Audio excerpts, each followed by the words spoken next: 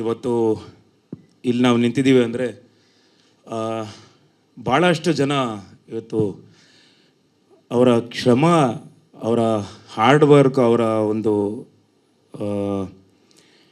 Sweat and blood ಇವತ್ತು ಇಲ್ಲಿ ಭಾಳಷ್ಟು ಜನ ನಿಂತಿದ್ದೀವಿ ಈ ವೇದಿಕೆ ಮೇಲೆಲ್ಲ. ಬಿಕಾಸ್ ಆಗಲೇ ಓಕೆ ಅವರು ಹೇಳಿದ್ರು, ಇವತ್ತಿನ ಕಾರ್ಯಕ್ರಮಕ್ಕೆ chief guest is the star of this event. So ಅವರು ಮಾತಾಡಿದ್ರು. ಸಿನಿಮಾ ಬಗ್ಗೆ ತುಂಬಾ ಮಾತಾಡಿದ್ದೀವಿ, ಎಲ್ಲ ಇಂಟರ್ವ್ಯೂಸಲ್ಲಿ ಭಾಳನೇ ಮಾತಾಡಿದ್ದೀವಿ. ಸೊ ಥ್ಯಾಂಕ್ಸ್ ಗಿವಿಂಗ್ ಆಗಲಿ, ಸಿನಿಮಾ ಬಗ್ಗೆ ಇಂಟರ್ವ್ಯೂ ಸಪ್ರೇಟ್ ಇಂಟರ್ವ್ಯೂಲ್ಲಿ ಎಲ್ಲರ ಬಗ್ಗೆನೂ ಮಾತಾಡಿದ್ದೀವಿ. ಇವತ್ತು ಮತ್ತೊಂದು ಸಲ ನಾನು ಈ ವೇದಿಕೆ ಮೇಲೆ ಹೇಳೋಕ್ಕೆ ಇಷ್ಟಪಡ್ತೀನಿ. ಇವತ್ತು ನಾನು ಇಲ್ಲಿ ನಿಂತಿದ್ದೀನಿ ಅಂದರೆ ನಮ್ಮ ತಂದೆ ಟೈಗರ್ ಪ್ರಭಾಕರ್ ಅವ್ರ ಕಾರಣ. ಅವರ ಇವತ್ತು ಬಲರಾಮ ಏನು ನಡೀತಿದೆ ಆ ದಿನಗಳ ಮತ್ತೊಂದು ಅಧ್ಯಾಯ ಅಂತ ಏನಿದೆಯೋ, ಟೈಗರ್ ಪ್ರಭಾಕರ್ ಅವರು ಬಿಟ್ಟು ಹೋದಂಥ ಮತ್ತೊಂದು ಅಧ್ಯಾಯ ನಾನು.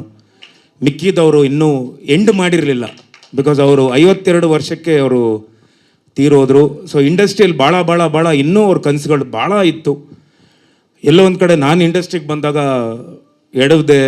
ಆಮೇಲೆ ಮೊನ್ನೆ ಇಂಟರ್ವ್ಯೂಲಿ ಕೇಳಿದ್ರು, ಐ ಥಿಂಕ್ ಯಾರೋ ಕೇಳಿದ್ರಿ, ನಿಮ್ಗೆ ಏನು ಹೆಸರು ಕೊಟ್ಕೊತೀರಾ ನೀವು ಅಂತ. ದಾರಿ ತಪ್ಪಿದ ಮಗ ಅಂತ ನಾನು ಹೇಳಿದ್ದೆ. ಬಿಕಾಸ್ ಸ್ಟಾರ್ಟಿಂಗಲ್ಲಿ ಆ ಒಂದು ನಮ್ಮ ತಂದೆಯವರು ಏನು ಬೆಳೆದಿದ್ರು ಎಲ್ಲೋ ಒಂದು ಕಡೆ ನಾನು ಎಡವಿ ಬಿಟ್ಟಿದ್ದೆ. ಬಟ್ ಮತ್ತೆ ನನ್ನ ಗ್ರ್ಯಾಬ್ ಮಾಡ್ಕೊಂಡು ಒಂದು ಯೂಟರ್ನ್ ತಗೊಂಡು I grab myself, I recorrected. ಒಂದೊಂದು ಹೆಜ್ಜೆ ಕರೆಕ್ಟ್ ಮಾಡಿಕೊಂಡು ಕರೆಕ್ಟ್ ಲೈನಿಗೆ ಹಾಕ್ಕೊಂಡು ಎಲ್ಲಿಂದ ಭಾಳ ನಾನು ಸ್ಲೋ ಪೇಸಲ್ಲಿ ಹೋದ್ರೂ ಒಳ್ಳೊಳ್ಳೆ ಸಿನಿಮಾಗಳು ಮಾಡಬೇಕು, ಒಳ್ಳೆ ಕಂಟೆಂಟ್ ಕೊಡಬೇಕು. ಯಾಕಂದರೆ ಕಂಟೆಂಟೇ ಇವತ್ತು ಹೀರೋ. ಅದಕ್ಕೆ ಸಪೋರ್ಟ್ ಮಾಡಿದಂಥ ನಿರ್ಮಾಪಕರಾಗಲಿ, ಪದ್ಮಾವತಿ ಅಮ್ಮವರಾಗಲಿ, ಶ್ರೇಯಸ್ ಅವರಾಗಲಿ. ಸೊ ಇವತ್ತು ಒಂದು ಒಳ್ಳೆ ಸಿನಿಮಾ ಬಲರಾಮನ ದಿನಗಳು. ಆ್ಯಂಡ್ ಮತ್ತೊಮ್ಮೆ ಹೇಳ್ತೀನಿ, ನಾನು ಟೈಗರ್ ಪ್ರಭಾಕರ್ ಅವರ ಬಿಟ್ಟೋದಂಥ ಮತ್ತೊಂದು ಅಧ್ಯಾಯ. ಸೊ ಅಲ್ಲಿಂದ ನಾನು ಕಂಟಿನ್ಯೂ ಮಾಡ್ತಾಯಿದ್ದೀನಿ. ಕೆಲವು ಸಿನಿಮಾಗಳು ನಮ್ಮ ತಂದೆಯವ್ರು ಮಾಡಬೇಕಾಗಿತ್ತು, ಅದು ಅವರ ಕನಸು ನನಗೆ ಗೊತ್ತಿತ್ತು.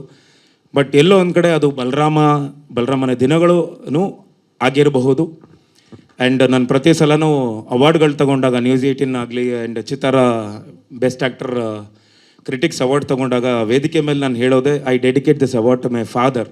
ಬಿಕಾಸ್ ಇದೇ ವೇದಿಕೆ ಮೇಲೂ ಹೇಳಿದ್ದೀನಿ, ಅವಾರ್ಡ್ಗಳು ಅವರು ಅಷ್ಟು ಸಿನಿಮಾಗಳು ಮಾಡ್ಕೊಂಬಂದ್ರೂ ಅವ್ರಿಗೆ ಅವಾರ್ಡ್ಗಳು ಸಿಗ್ತಾ ಇರಲಿಲ್ಲ ಅಂತ ಒಂದು ಕೊರತೆ ಇತ್ತು. ಬಟ್ ನಾನು ಪ್ರತಿ ಅವಾರ್ಡ್ ಏನೇ ತೊಗೊಂಡ್ರು, be it from Mahadeva, Balarama ಆಗಲಿ, ಇನ್ನು ಮುಂದೆ ಎಲ್ಲನೂ ಅವ್ರಿಗೆ ನಾನು ಅದು ಡೆಡಿಕೇಟ್ ಮಾಡ್ತೀನಿ.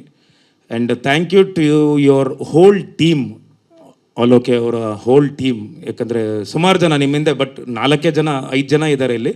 ಬಟ್ ನನಗೆ ಗೊತ್ತು ಆ ಟೆಕ್ನಿಕಲ್ ವರ್ಕ್ ಭಾಳಷ್ಟು ಜನ ಇದ್ರ ಹಿಂದೆ ಇರ್ತಾರೆ. ರೈಟ್ ಫ್ರಮ್ ಲೈಟಿಂಗಿಂದ ಹಿಡಿದು ಆ್ಯಂಡ್ ಫ್ರೇಮ್ ಮಾಡೋದ್ರಿಂದ ಹಿಡಿದು, ಲೈಟ್ ಮ್ಯಾನಿಂದ ಹಿಡಿದು, ಸೆಟ್ ಹುಡುಗರಿಂದ ಹಿಡಿದು. ಸೊ ಭಾಳಷ್ಟು ಜನರ ಶ್ರಮ ಕಾಣಿಸ್ತಿದೆ. ನಾನು ಈ ಸಾಂಗ್ನ ನೋಡಿದ್ದೆ, ನಮ್ಮ ಶ್ರೇಯಸ್ ಅವರಾಗಲಿ ಆ್ಯಂಡ್ ಚೈತನ್ಯ ಸರ್ ಅವರಾಗಲಿ ತೋರಿಸಿದ್ರು. ಇಷ್ಟು ಫುಲ್ ಫಿನಿಶ್ ಆದಮೇಲೆ ನಾನು ಇವತ್ತೇ ಫಸ್ಟ್ ನೋಡ್ತಿರೋದು. ಭಾಳ ಚೆನ್ನಾಗಿ ಸೌಂಡ್ ಆಗ್ತಿದೆ, ತುಂಬ ಚೆನ್ನಾಗಿ ಕೇಳಿಸ್ತಾ ಇದೆ. ಆ್ಯಂಡ್ ಅಫ್ಕೋರ್ಸ್ ಇದು 100% ಡಿಸ್ಕೋಟೆಕ್ಕಿಂದ ಹಿಡಿದು ನಮ್ಮ ಕಾರ್ಗಳಲ್ಲೆಲ್ಲ ಬರೀ ಇದೇ ಬೀಟ್ಗಳಲ್ಲೆಲ್ಲ ಅದು ಹಿಂಗೇ ಓಡಾಡ್ತಿರ್ತೀವಿ.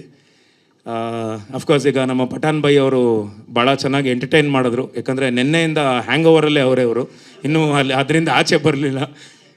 ನಿನ್ನೆ ಬೈಕ್ ರೈಡ್ಗೆಲ್ಲ ಹೋಗಿದ್ವಿ. ಅಲ್ಲಿಂದ ಇಲ್ಲೇ ಇದ್ರ ಏರಿಯಾಗೆ ಹೋಗಿದ್ರಾ ಪಠಾನ್ ಬೈ? ಅಲ್ಲ, ಗೊತ್ತಾಯ್ತು, ಅದಕ್ಕೇನೆ ಕೇಳಿದ್ದು ಹ್ಯಾಂಗ್ ಓವರ್ ಇಳ್ದಿಲ್ಲ ಇನ್ನು ಅಂತ.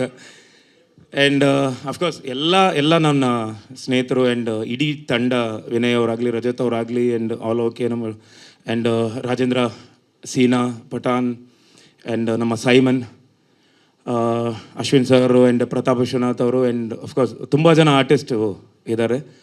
ಈ ಒಂದು ಸಾಂಗು ಇವತ್ತು ಲಾಂಚ್ ಮಾಡಿದ್ದು, ಇವತ್ತು ಇದಾಚೆ ಬಂದಿರೋದು. ಈ ಸಾಂಗ್ ಇವತ್ತಿಂದ ಒಂದು ಈಗೇನು ಬಂದಿದೆ ಗೊತ್ತಾ, ಒಂದಿಷ್ಟು ಸಾಂಗ್ ನಮ್ಮದು ಶುರು ಆಗಲಿ, ಟಾಟಾ ಆಗಲಿ, ಅದಾದಮೇಲೆ ಐಟಮ್ ಸಾಂಗ್ ಆಗಲಿ, ಅದೊಂದು ಕಡೆ ಆದರೆ ಈ ಸಾಂಗ್ ಇನ್ನೊಂದು ಕಡೆ ಖಂಡಿತ ನಿಂತ್ಕೊಳ್ಳುತ್ತೆ. ಈ song this will do a big sound for the cinema. Actually ಬಲರಾಮನ್ಗೆ ಮತ್ತಷ್ಟು ಬಲ ಕೊಡೋಂಥ ಸಾಂಗ್ ಇದು 100%. ಕಿರಣ್, ಶಿವು ಎಲ್ಲಿದ್ದೀರಾ? Thank you so much. And ನಮ್ಮ director sir of course is in ಇದು ಅಟ್ಮಾಸ್ ಮಾಡ್ತಿದ್ದಾರೆ.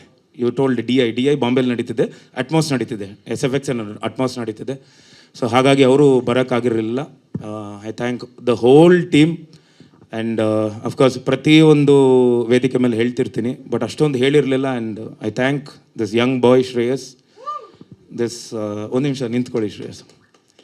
ಇವತ್ತು ಈ ಥರದ್ದೊಂದು ಸಾಂಗ್ಸ್ ಆಗಲಿ ಇವೆಲ್ಲ ಈ ಜೆನ್ಸಿ ಕಿಡ್ಸ್ ಅವ್ರಿಗೆ ಮಾತ್ರ ಅದು ಆಗತ್ತೆ. ಬಲರಾಮದಲ್ಲಿ ಯಾಕಂದರೆ ಆ ದಿನಗಳಲ್ಲಿ ಈ ಥರದ್ದು ಸಾಂಗ್ಗಳಿರಲಿಲ್ಲ, ಬಟ್ ಬಲರಾಮದಲ್ಲಿ ಈ ಥರದ್ದು ಬೇಕು ಅಂತ ಭಾಳಷ್ಟು ಇನ್ಸಿಸ್ಟ್ ಮಾಡಿ ನನಗೆ ಇದು ಬೇಕು ಅಂತ ಕೇಳಿದ್ದ ವ್ಯಕ್ತಿ. ಬಿಕಾಸ್ ಈ ಥರದ್ದು ಒಂದು ಸಾಂಗ್ ಬಂದಿರೋದಕ್ಕೆ ಶ್ರೇಯಸ್ಸೇ ಕಾರಣ ಅಂತ ನಾನು ಹೇಳ್ತೀನಿ. And thank you so much all. Okay, it's been wonderful journey. ನಾವು ತುಂಬ ಟ್ರಾವೆಲ್ ಮಾಡಿದ್ದೀವಿ, ಎಲ್ಲೂ ಕೆಲಸ ಮಾಡೋಕ್ಕಾಗಿರಲಿಲ್ಲ. ಎಷ್ಟೋ ಇಂಟರ್ವ್ಯೂಸ್ ಆಗಲಿ, ಎಷ್ಟೋ ಸ್ಟೇಜ್ ಮೇಲೆ ನಾವು ವಿ ಹ್ಯಾವ್ ಮೆಟ್.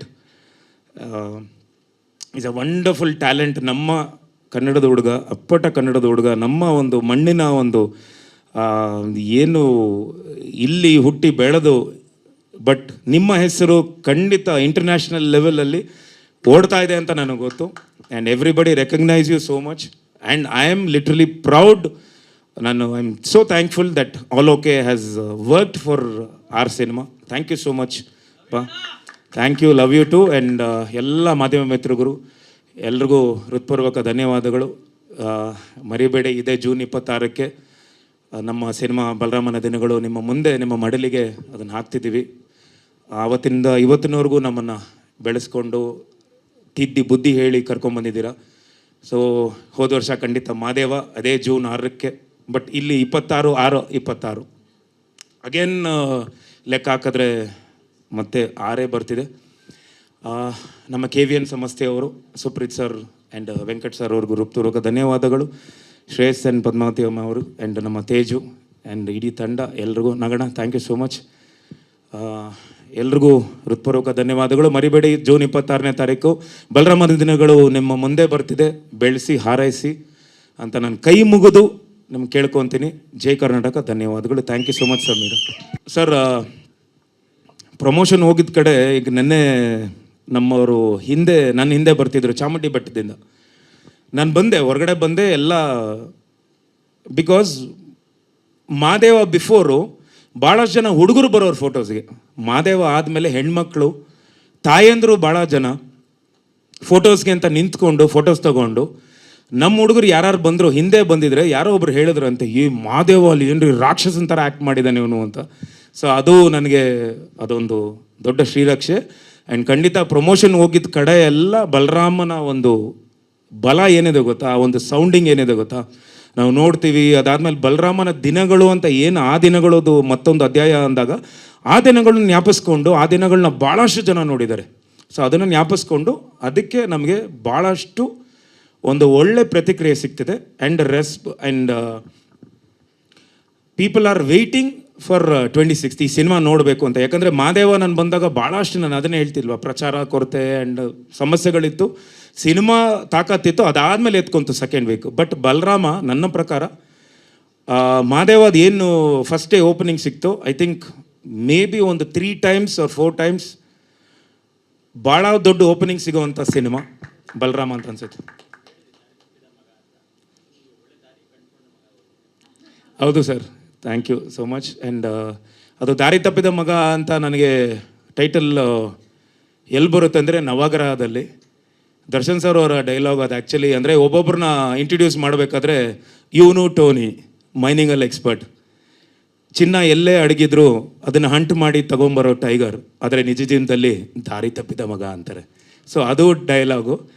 ಅದು ನಿಜ ಜೀವನದಲ್ಲಿ ನನ್ನ ಎಲ್ಲ ಕ್ಯಾರೆಕ್ಟರ್ಸ್ ಆ್ಯಕ್ಚುಲಿ ಎಲ್ಲರ ಕ್ಯಾರೆಕ್ಟರ್ ಒರಿಜಿನಲ್ ಕ್ಯಾರೆಕ್ಟರ್ನ ಇಂಟ್ರಡಕ್ಷನ್ ಥರ ಕೊಟ್ಟಿದ್ದು. ಸೊ ಅದನ್ನು ನಾನು ಅವತ್ತಿಂದ ಇವತ್ತಿನವರೆಗೂ ಪ್ರತಿ ಹೆಜ್ಜೆಯಲ್ಲೂ, ಈಗ ನಮ್ಮ ಮೋಕ್ಷೇಂದ್ರ ಸರ್ ಅವರು ಹೇಳಿದ್ರು ಈಗ ಬರ್ತಾ ಸ್ಟೆಪ್ ಹಾಕೊಂಬರ್ಬೇಕು ಅಂತ. ನಾನು ಅದಕ್ಕೆ ಹೇಳಿದ್ದು, ಸ್ಟೆಪ್ ಆಗಿ ಆ್ಯಕ್ಚುಲಿ ಸ್ಟೆಪ್ಪು ಅಂದರೆ ನನ್ನ ಸ್ಟೆಪ್ಪು ಇಂಚ್ ಲೆಕ್ಕದಲ್ಲಿರೋದು ಸರ್, ಅಡಿ ಲೆಕ್ಕದಲ್ಲಿಲ್ಲ, ಇಂಚ್ ಲೆಕ್ಕದಲ್ಲಿ ಬೆಳೆದಿರೋದು ಇಷ್ಟಿಷ್ಟೇ. ಸೊ ಅದಕ್ಕೆಲ್ಲ ಕಾರಣ ಅಭಿಮಾನಿ ದೇವರುಗಳು. ಇವತ್ತು ಒಂದು ಒಳ್ಳೆಯ ಸಿನಿಮಾ ಕೊಟ್ಟಾಗ ಖಂಡಿತ ಕೈ ಹಿಡಿದು ಕಾಪಾಡ್ತಾರೆ. ಇರಿ ಎಸ್ ಸರ್, ಎಸ್. ಇದು ನಮ್ಮ ಆ್ಯಕ್ಚುಲಿ ನನ್ನ ತಂದೆ ಹೇಳಿದ್ದು. ಲಿಫ್ಟಲ್ಲಿ ಹೋಗ್ಬೇಡ ಮಗನೇ, ಸ್ಟೆಪ್ಪಲ್ಲಿ ಹೋಗು.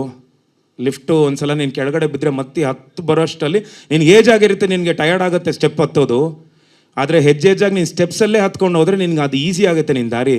ನೀನು ಕಷ್ಟ ಬಿದ್ದು ನೀನು ಹತ್ತು ಬಂದಿರೋ ಸ್ಟೆಪ್ಸು ನೀನು ಮತ್ತೆ ತುಂಬ ಈಸಿ ಆಗುತ್ತೆ ಅಂತ ಹೇಳಿದರು. ಅದೇ ಹಂಗೆ ಆಗಿತ್ತು.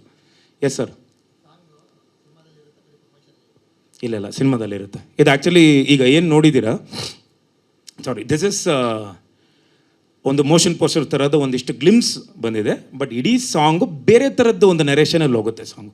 ಆ್ಯಕ್ಚುಲಿ ಈಗ ನಾನು ಅದನ್ನು ಹೇಳ್ತೀನಿ, ಶುರು ಸಾಂಗಿಂದ ಹಿಡಿದು ಈಗ ಮೊನ್ನೆ ಐಟಮ್ ಸಾಂಗ್ ಏನು ಲಾಂಚ್ ಆಗಿತ್ತು ಗೊತ್ತಾ, even item song is just item song ಅಂತ ಸುಮಾರು ಜನ ಅದನ್ನು ಕಮೆಂಟ್ ಹಾಕಿದ್ರು, ಈ ಕಾಲದಲ್ಲಿ ಯಾರು ನೋಡ್ತಾರೆ ಅಂತ. ಆ್ಯಕ್ಚುಲಿ ನಾವು ಮಾಡಿರೋದು ಆ ಕಾಲದಲ್ಲಿ ಸಾಂಗ್ ಅದು. ಸೊ ಆ ಕಾಲದಲ್ಲಿ ಎಲ್ಲ ರೆಟ್ರೋ ಸ್ಟೈಲೆಲ್ಲ ಅದೇ ಸಾಂಗ್ ನಾವು ಮಾಡಿರೋದು.